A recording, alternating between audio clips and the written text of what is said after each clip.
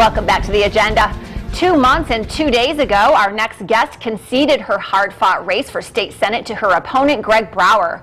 When the counting was finished, she lost that race by just 266 votes. As if that wasn't a tough enough lump to swallow, she had resigned her safe Democratic seat to run against Brower.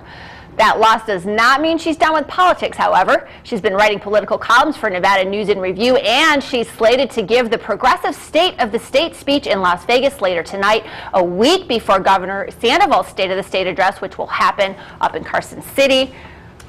Visiting Southern Nevada from her home in Washoe County, we're happy to welcome State Senator Sheila Leslie. Thank you. Thanks for coming in today. Here. We've had you here via satellite before, or via cables through the ground or something, I don't know, but this is the first time we've had you here live, so it's great to have you here. Thank you. So you're giving the progressive State of the State speech tonight. Hopefully there will be a lot of Democratic lawmakers over there who are going to lap up and profess their support for the progressive agenda, right? I hope so.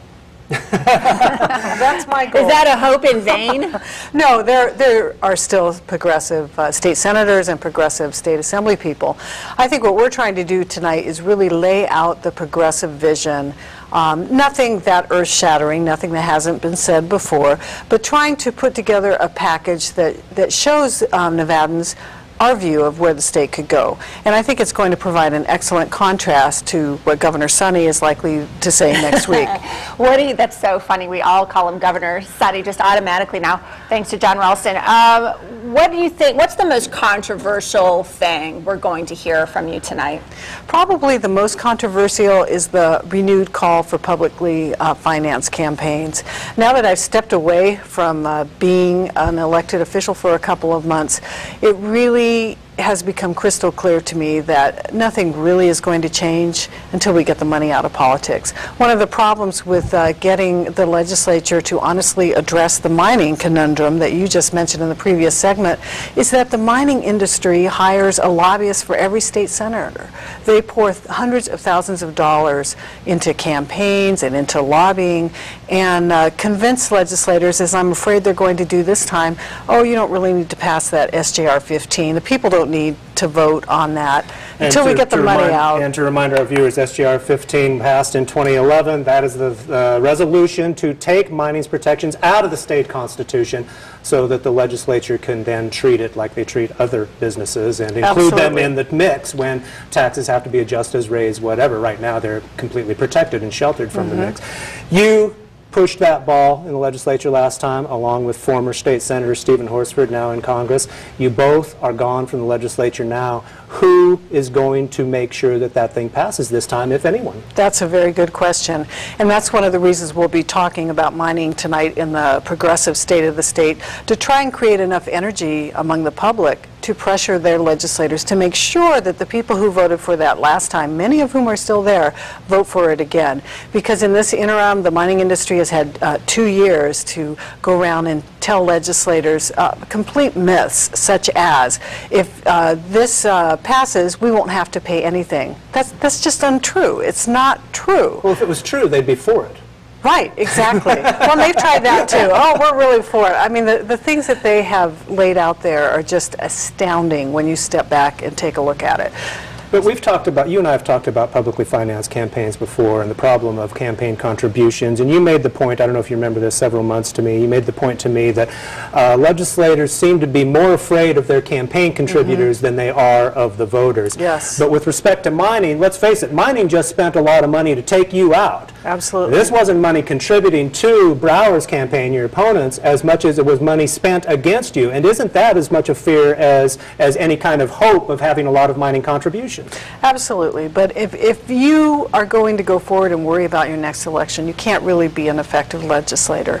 So I think what we need to do is convince constituents to talk to their legislators, to pressure them into doing the right thing. And I think that can happen. And it's possible there's an argument to be made, because in this case you lost in this race, but in other races it went the other way, and the person who lost was a Republican, and they all were you know, they had their own concerns about the money that was spent against them. For example, there were a lot of outside groups out of state in Nevada who spent money attacking Republicans on women's issues as a result of silly statements that were made by politicians who are not in Nevada. So I'm wondering if there may be an argument that could be convincing to folks on both sides of the aisle that this isn't good for anyone, it's not fun for anyone when they're campaigning, and it's really not fair ball either. Well, we'll see. We'll see if anybody really wants to talk about it. I hope you're right.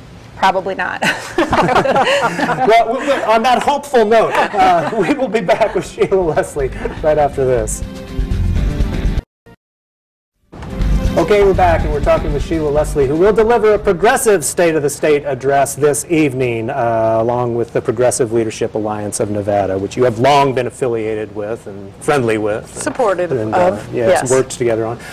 Listen, we were talking during the break about the mining industry, but also other special interests in Carson City who flood the zone with lobbyists, as you were saying earlier, one lobbyist per state senator and this type of thing. And you're going to be delivering a progressive alternative vision tonight, but on a day-to-day basis in Carson City, there are not hordes of progressive lobbyists going to these senators and assemblymen's offices every single day, building those relationships, just because they don't have the capacity. They are not as well funded. So how does a progressive community beat back against just that sheer weight of special interest lobbying in Carson City? It's very difficult, absolutely. What we find is progressives in Reno kind of take over the face-to-face contact. We send lots of people in as much as we can to talk to lawmakers. But you're right, we're completely outgunned by the professional lobbyists who are employed by the mining industry.